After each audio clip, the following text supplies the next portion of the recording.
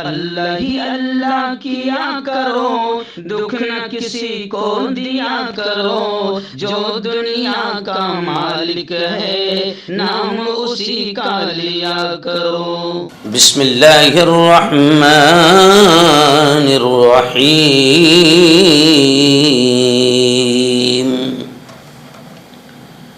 بہت ہی قابل صد احترام نوجوان دوستوں، بزرگوں، ساتھیوں، پردہ نشین ماؤں اور بہنوں،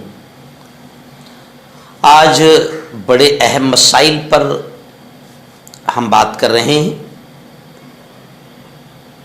غور سے سنیں، سمجھیں اور ثواب کی نیت سے اور بھی لوگوں تک میری اس ویڈیو کو پہنچائے تاکہ ان کو بھی روزے کے مسائل کا علم ہو اور ان کا بھی روزہ صحیح ہو، اور ان کو بھی پتہ چلے کہ کس شکل میں روزہ نہ رکھنے کی اجازت ہے۔ گزشتہ کل آپ کو یاد ہوگا میں نے بتایا تھا کہ روزہ رکھ کر توڑ دینے کی اجازت کب ہے، یہ بتایا تھا۔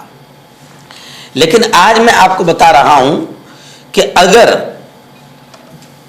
روزہ نہیں رکھ سکتے، کوئی معذوری ہے، کوئی مجبوری ہے، روزہ ہی نہیں رکھ سکتے، تو پھر اب اس کا بدلہ، اس کا فدیہ کیا ہے؟ اسے فدیہ کہتے ہیں۔ اس کا فدیہ کیا ہے؟ یعنی روزہ نہ رکھنے کی شکل میں اب کیا کریں؟ شریعت نے، اللہ کے قانون نے، پیارے آقا محمد مصطفیٰ صلی اللہ علیہ وسلم نے وہ بھی طریقہ بتایا ہے۔ میں نے کہا تھا نا گزشتہ کل بھی کہ دین بہت آسان ہے، اسے مشکل نہ سمجھیں، اور بتانے والوں کو بھی مشکل نہیں بتانا چاہیے، بلکہ بتانے کے انداز میں، سمجھانے کے انداز میں ایک ایسا لہجہ ہونا چاہیے کہ سننے والے کو لگے کہ نہیں میں تو آسانی سے اس پر عمل کر سکتا ہوں، دین آسان ہے۔ چلیے آئیے، بڑھاپا اگر ہے یا لمبی بیماری اگر ہے تو کیا حکم ہے؟ اگر کوئی اتنا بوڑھا ہو جائے کہ وہ روزہ نہیں رکھ سکتا، یا اس کو کوئی ایسی مہلک یا لمبی بیماری ہو کہ اس بیماری سے ظاہر طور پر اچھا ہونے کی، صحت پانے کی کوئی امید نہ ہو، اور اگر وہ روزہ رکھے ایسا شخص تو اس کو نقصان پہنچتا ہو، تو ایسے آدمی کو اپنے ہر روزے کے بدلے فدیہ دینے کی اجازت ہے۔ فدیہ کے معنی ہے بدلہ، فدیہ کے معنی بدلہ دینے کے ہیں، اور شریعت میں نماز قضا ہو جانے یا روزہ نہ رکھ سکنے کے بدلے میں جو خیرات دی جاتی ہے اس کو فدیہ کہتے ہیں۔ جی ہاں، اب فدیہ کیا ہے، کیسے ادا کریں، اس کی پوری تفصیل سن لیجئے۔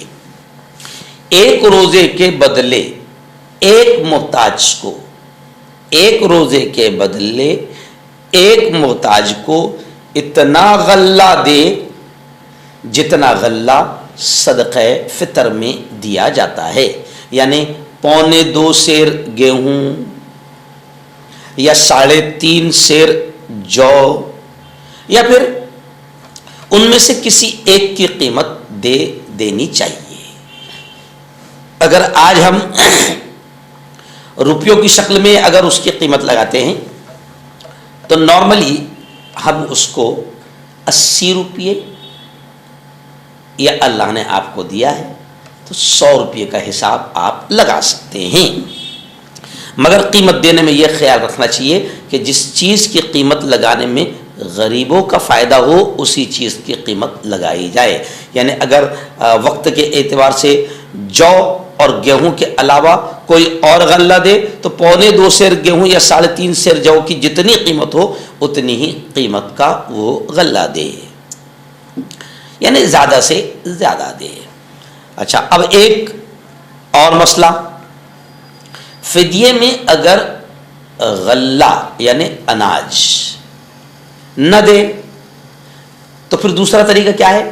تو پھر وہ یہ ہے کہ ایک محتاج کو ایک بھوکے کو دونوں وقت پیٹ بھر کھلائے، اس سے بھی فدیہ ادا ہو جائے گا.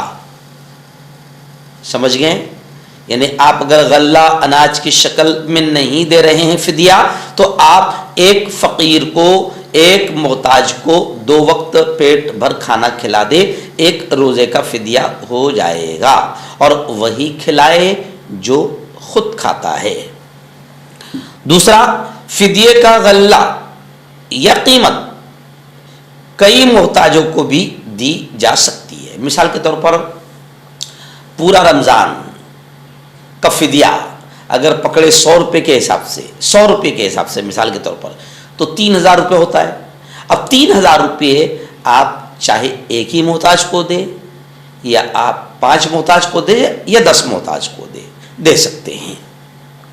فدیہ ادا کرنے کے بعد کسی بوڑھے میں روزہ رکھنے کی طاقت آ گئی، یعنی ایک شخص بوڑھا تھا، اس کو لگا کہ میں روزہ بالکل بھی نہیں رکھ سکتا، اس نے فدیہ بھی دے دیا جو اس کا بدلہ ہے. اب اللہ نے کچھ ایسا کیا کہ اس بوڑھے میں طاقت آ گئی، یا بیمار تھا اچھا ہو گیا، تو پھر اس کو چھوٹے ہوئے تمام روزوں کی قضا کرنا واجب ہے. ایک ایک کر کے قضا کرے. اس نے جو فدیہ ادا کیا ہے اس کا ثواب اس کو الگ سے ملے گا.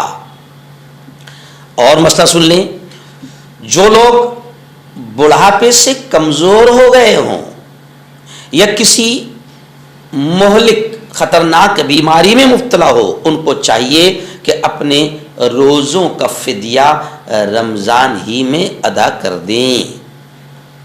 اس انتظار میں نہ رہیں کہ اگر طاقت آ جائے گی بعد میں تندرست ہو جاؤں گا تو پھر قضا کر لوں گا. نہیں، بلکہ رمضان میں روزہ رکھنے کی طاقت نہیں ہے تو اسی وقت باقاعدہ فدیہ ادا کر دیں. پھر اللہ نے طاقت دے دیا اس کی برکت سے تو بعد میں قضا کر لے، اور جو تو نے دے دیا ہے فدیہ وغیرہ بانٹ دیا ہے اس کا ثواب تو تجھے ملے گا ہی ملے گا.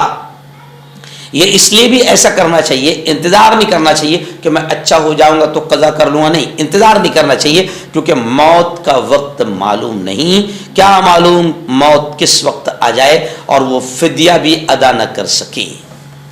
اس لیے چاہیے کہ پہلے اس فدیے کو ادا کر دیا جائے. یہ اہم شکلیں اور صورتیں تھیں.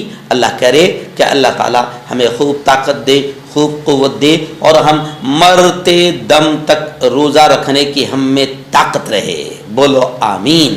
مرتے دم تک ہمیں روزہ رکھنے کی طاقت رہے. اللہ ایسی صحت والی زندگی آپ کو، مجھ کو، ہم سب کو اللہ تعالیٰ عطا فرمائے، اور محتاجی سے، فقر سے، تنگ دستی سے، غریبی سے، سوال کرنے سے، ہاتھ پھیلانے سے، مدد مانگنے سے اللہ ہم سب کی حفاظت فرمائے. اللہ آپ کو، ہم کو، سب کو دینے والا بنائے، لینے اور مانگنے سے اللہ ہم سب کی حفاظت فرمائے.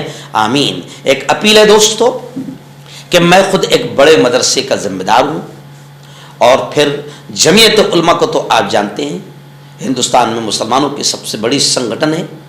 جن جوانوں کو آتنکواد کے الزام میں حکومت اٹھاتی ہے، یا ایسے بڑے بڑے کیسز جن میں رشتہ دار بھی ساتھ نہیں دے پاتے ہیں اور سپریم کورٹ تک پہنچا دیا جاتا ہے تو بہت خرچ ہوتا ہے. تو جمعیت علماء آپ جانتے ہیں ایسے لوگوں کا کیسز لڑتی ہے. ابھی اتر پردیش میں بلڈوزر، جب یوگی کا آتنکوادی بلڈوزر چل رہا تھا تو وہ کیس بھی جمعیت علماء نے لڑی، اور جمعیت علماء غریب یتیم بچوں کو پڑھائی کے لیے پیسے بھی دیتی ہے. اگر کوئی غریب مریض ہو گیا، بیمار ہو گیا تو اس کے علاج کے لیے پیسہ خرچ کرتی ہے. جمعیت علماء بہت سارے کام کرتی ہے. کہیں دنگے فساد ہو، زمین آسمانی آفت آ جائے، اس میں بھی جمعیت علماء پہنچتی ہے اور سب سے پہلے مدد کرتی ہے. تو جمعیت علماء 100 سال پرانی تنظیم ہے، ہندوستان کے مسلمانوں کی سب سے بڑی تنظیم ہے.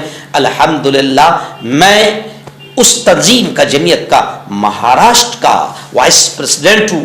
اس لیے آپ سے اپیل کرتا ہوں کہ آپ میرے مدرسے میں اور جمعیت علماء میں اگر آپ زکوٰۃ دینا چاہتے ہیں، کیونکہ زکوٰۃ دینا جتنا ضروری ہے اس سے زیادہ اس کو صحیح جگہ پہنچانا ضروری ہے، تو میں آپ سے اپیل کروں گا کہ میرا نمبر اسکرین پر ہے 9923223361، آپ اپنے فدیے کی رقم بھی اس میں دے سکتے ہیں، زکوٰۃ، صدقہ، خیرات للہ، فی سبیل اللہ جو بھی دینا چاہتے ہیں تو آپ مجھے اس نمبر پر کال کریں، اور اسی نمبر پر میرا گوگل پے بھی ہے، فون پے بھی ہے، پے ٹی ایم بھی ہے، آپ مجھے فون کریں اور پیسہ زکوٰۃ وغیرہ کا روانہ کریں، مہربانی ہوگی۔